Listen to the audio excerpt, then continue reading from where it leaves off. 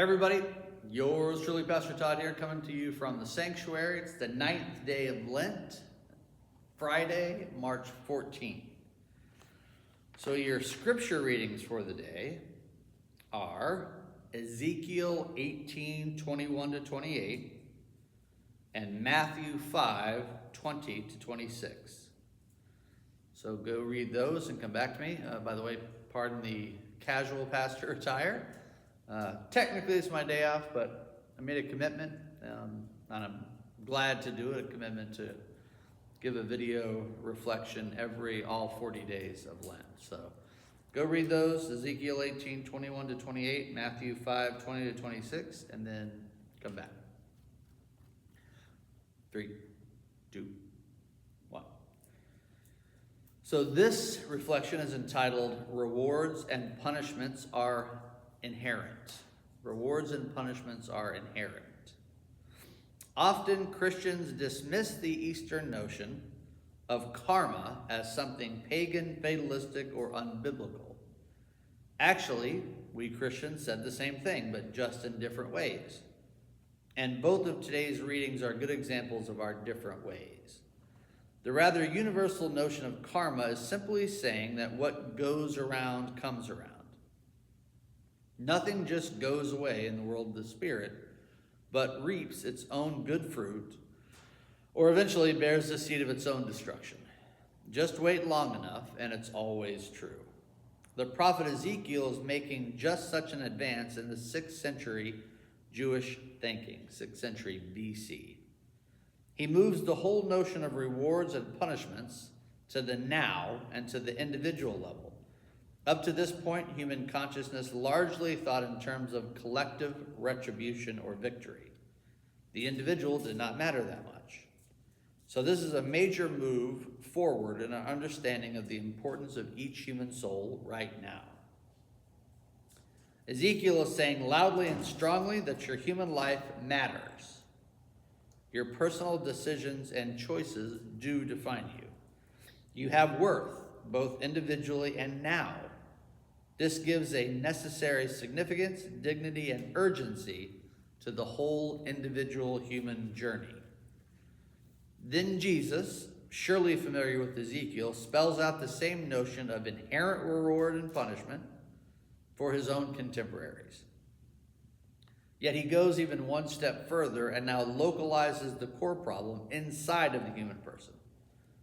Human consciousness is ready to be invited by him beyond mere external observances of rights and wrongs to inner attitudes, motivations, judgments, and opinions.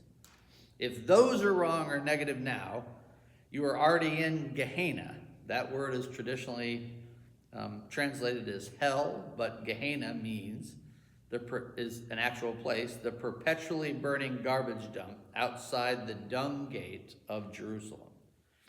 And if you can exceed the holiness of the scribes and Pharisees, you will be in the kingdom of God now and also later. We must not hear such readings as these as either a threat or a prize for later or after your human life, but rather as an invitation to human consciousness and the dignity of free will. So here's an excerpt from your readings. Ezekiel 18:21. If a wicked person turns away from their evil and does what is right and just, they will surely live, they shall not die. None of the crimes they committed will be held against them. And Matthew 5:21 and 22. You have heard the commandment imposed on your forefathers, you shall not commit murder, and every murderer shall be liable to judgment.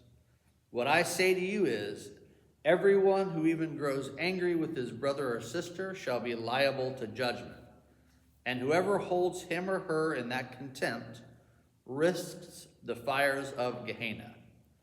And here is your starter prayer. And somebody told me that they were writing a journal entry with these starter prayers as the prompt, so something to consider on your Lenten journey.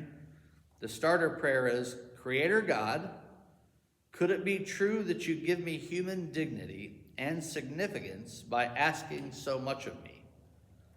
Do you respect me so much to hope that I could actually be like you? Of course, in a small way. So there's your wondrous encounter from Richard Rohr. And I always choose a place in the church, or I may venture outside of the church campus for some of these that has something to do with the reflection. So I never get a very good shot of our stained glass windows during the day, but you know what this one is. It's a glorious cross. It's an empty cross, as Protestants focus on the resurrection of Jesus as opposed to the crucified Christ of the Catholics. And this gives us high above, it gives us this idea of what's to come, maybe a fabulous, which it will be, a fabulous existence after our human existence. But it's very important to note, like in this reading, that salvation, and the fancy term for that, the theological term is soteriology, or a study of salvation.